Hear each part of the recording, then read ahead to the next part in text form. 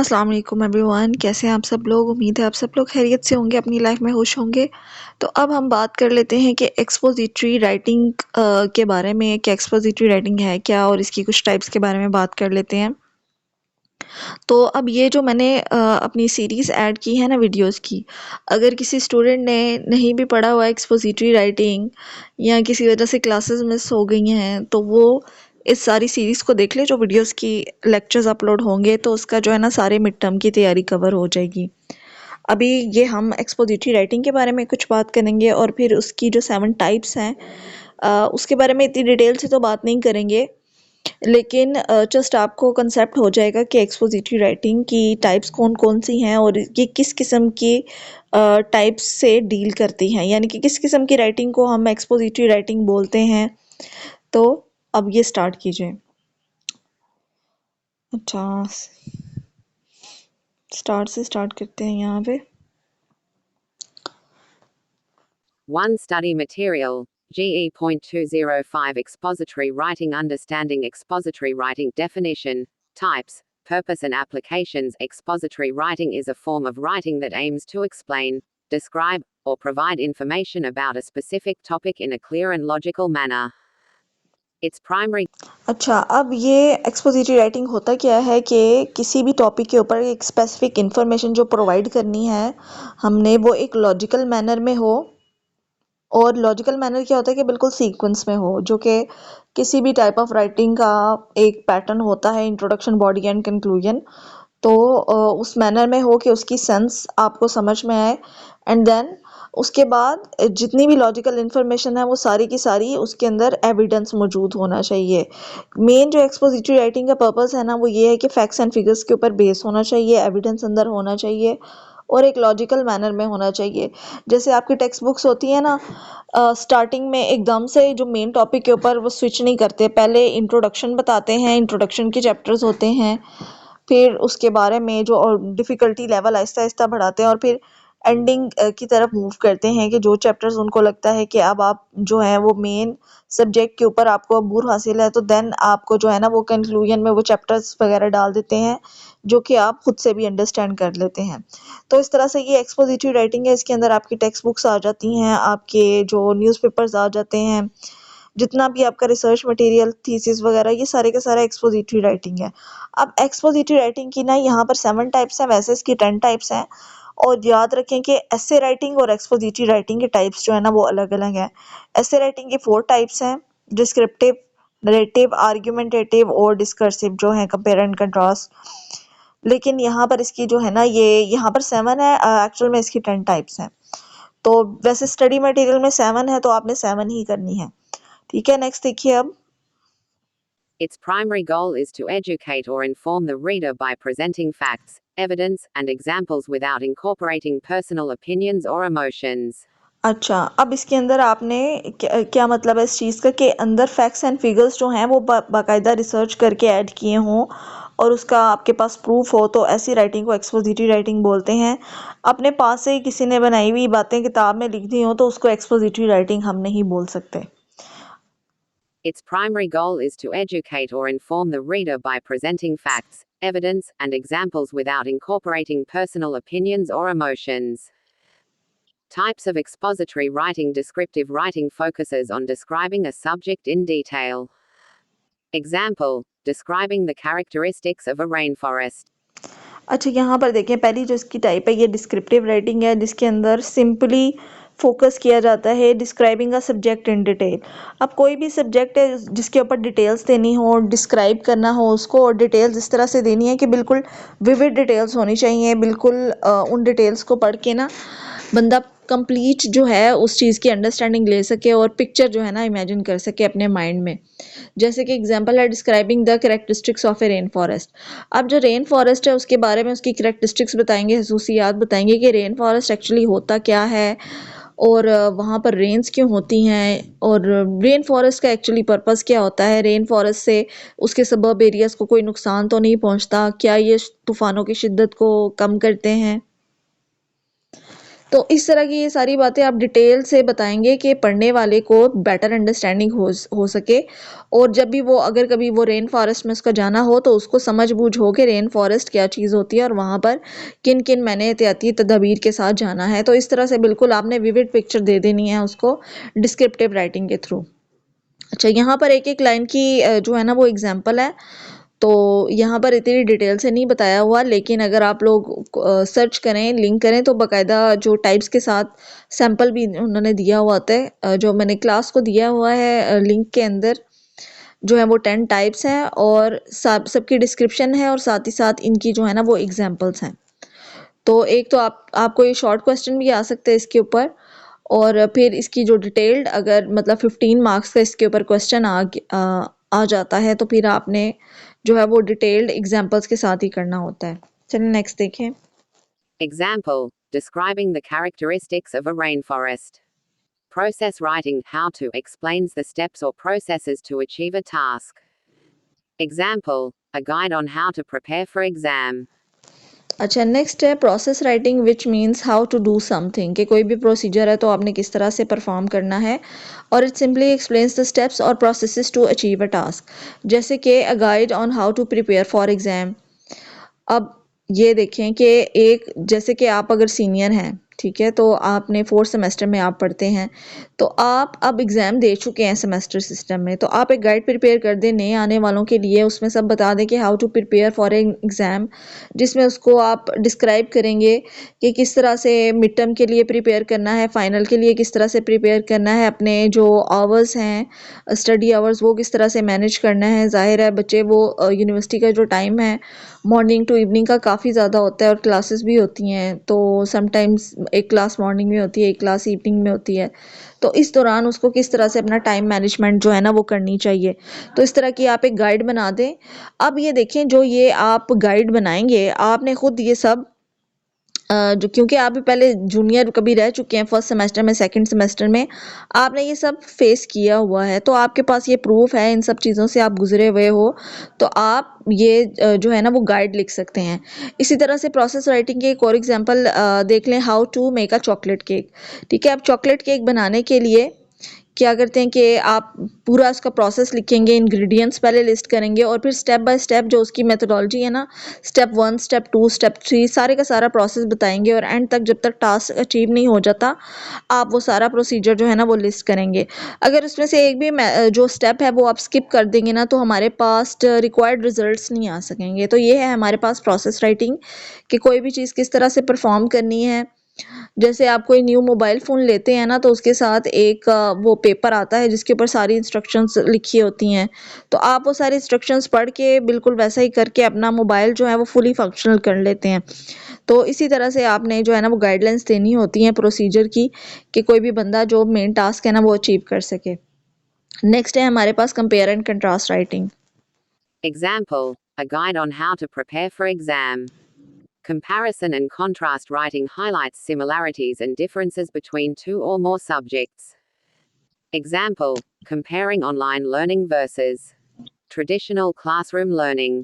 अच्छा, नेक्स्ट जो हमारे पास है वो है compare and contrast writing. Comparison and contrast writing, इसके अंदर वही वाले टॉपिक्स आ जाते हैं जिनके अंदर दो चीज़ों का कंपैरिजन होता है, जैसे विलेज लाइफ और सिटी लाइफ, और जो है ना वो इक्वल लेवल पे होता है, यानी कि इम्बैलेंस नहीं होना चाहिए। जैसे कि आप पाकिस्तान की विलेज लाइफ का कंपैरिजन जो है वो अमेरिका की सिटी लाइफ से नहीं कर सकते। प्रीमिसेस डिसाइड होने चाहिए, डीलिमिट करना होता है अपने टॉपिक को। पाकिस्तान की ही सिटी से और पाकिस्तान के ही विलेज से आप कंपैरिजन करेंगे तो बात बनेगी। और यहाँ पर जो एग्जांपल है वो जैसे comparing online learning versus traditional classroom learning, तो इस तरह से ये आप जो है वो इसकी एग्जांपल ले सकते हैं कि दोनों के अंदर डिफरेंस क्या है, इनके फ़ायदे और नुकसानात क्या हैं, इसके ऊपर आप बात कर सकते हैं। नेक्स्ट देखिए, cause and effect writing. Cause and effect writing analyzes the reasons for an event and its outcomes. Example, exploring the causes and effects of climate change. अच्छा, नेक्स्ट है हमारे पास कॉज एंड इफेक्ट राइटिंग, जिसके अंदर हम analyse करते हैं reasons for an event and it's outcome, यानी कि कोई फिनोमिना हुआ है, कोई भी फिनोमेना ऑकर हुआ है तो उसकी हम स्टडी करते हैं, उसकी रीजंस को स्टडी करते हैं कि ये कोई फिनोमेना क्यों ऑकर हुआ है, और फिर उसके आउटकम्स यानी कि उसके आफ्टर इफेक्ट्स हम स्टडी करते हैं बाद में कि ये यानी कि जैसे यहाँ पर एग्जांपल दी हुई है क्लाइमेट चेंज की, exploring the causes and effects of climate change. तो हम क्या करेंगे कि हम यहाँ पर पहले हम इसके ये जो फिनोमेना है क्लाइमेट चेंज, इसकी रीजंस और कॉजेज जो हैं हम एक्सप्लोर करेंगे, इसके ऊपर बात करेंगे कि क्लाइमेट चेंज क्या है, ये किस वजह से हुआ है, इसके रीजंस क्या हैं। जैसे इसकी रीजंस है ग्लोबल वार्मिंग है, और ग्लोबल वार्मिंग के साथ साथ अब मल्टीपल रीजंस आ जाती हैं कि ओजोन लेयर के अंदर जो है वो मतलब होल बन गया है, या ओजोन लेयर जो है वो पतली हो गई है, फिर पोल्यूशन है हमारे पास। तो इस वजह से जो है ना काफ़ी सारी हमारे पास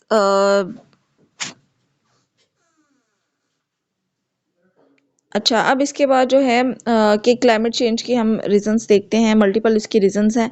फिर इसके बाद जो है हम देखते हैं कि इसके आफ्टर इफ़ेक्ट्स क्या हैं। अब क्लाइमेट चेंज की वजह से जो आफ्टर इफ़ेक्ट्स हैं वो पॉजिटिव भी हैं, नेगेटिव भी हैं, कि जहाँ पर पहले सहरा था और वहाँ पे बहुत ज़्यादा गर्मी होती थी डेजर्ट्स में, तो अब स्नोफॉल होती है।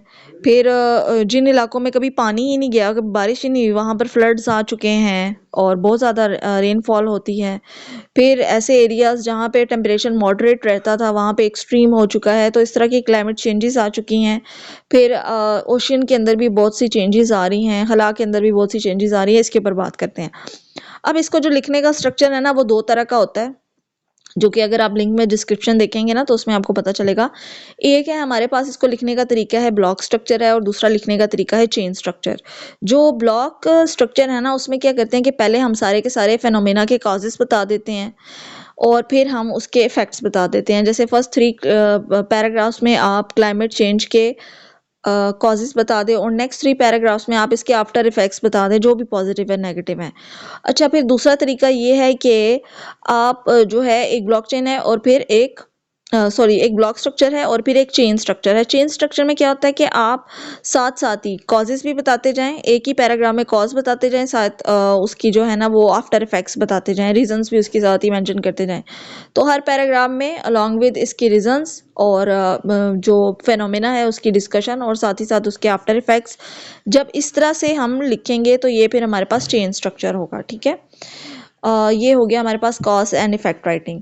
अच्छा, नेक्स्ट स्टेप हमारे पास प्रॉब्लम एंड सोल्यूशन राइटिंग, जो कि हमारी रिसर्च के अंदर सबसे ज़्यादा इम्पॉर्टेंट है, क्योंकि जब भी आप अपना रिसर्च प्रपोजल सेलेक्ट करते हैं, सबसे पहले रिसर्च क्वेश्चन सेलेक्ट करते हैं ना, तो उसमें ज़्यादातर लोग अपनी यही रीजंस लिखते हैं इंट्रोडक्शन में कि कोई प्रॉब्लम है जिसका हम सोल्यूशन फाइंड आउट करना चाहते हैं, तो इसके लिए जो है ना हम रिसर्च कंडक्ट कर रहे हैं। आपने पहले रीज़न देनी होती है ना कि आप कोई रिसर्च कर रहे हैं तो क्यों कर रहे हैं रिसर्च, तो उसके लिए आप जो है ना वो रीज़न देते हैं।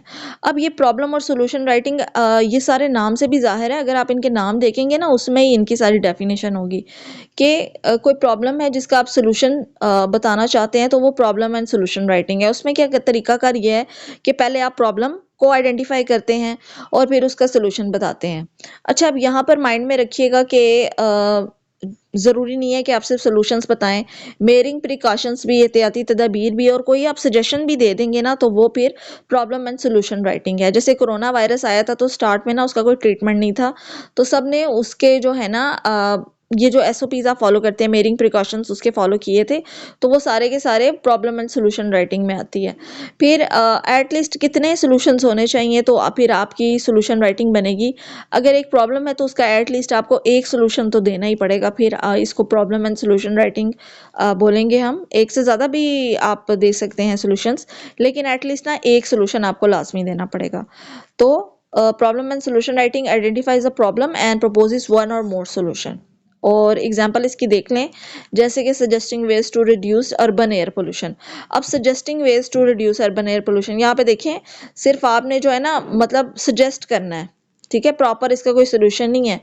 अर्बन एयर पोल्यूशन आपको पता है ना बहुत ज़्यादा होती है, इसको मुकम्मल तौर पे ख़त्म नहीं किया जा सकता, लेकिन हम कुछ जो है ना सजेशंस दे सकते हैं कि किस तरह से इसकी रोकथाम की जा सकती है, किस तरह से इसको कम किया जा सकता है, रिड्यूस किया जा सकता है। तो ये भी प्रॉब्लम एंड सोल्यूशन राइटिंग में आ सकती हैं। चलें पढ़ें। Problem and solution writing identifies a problem and proposes one or more solutions. Example: suggesting ways to reduce urban air pollution. Definition writing explains the meaning of a term or concept in detail. Example, defining and explaining the concept of democracy. अच्छा, ये definition writing है जिसके अंदर simple किसी term को या किसी के टर्मिनोलॉजी के बारे में और कंसेप्ट के बारे में हम डिटेल से बताते हैं, तो ये डेफिनेशन राइटिंग है।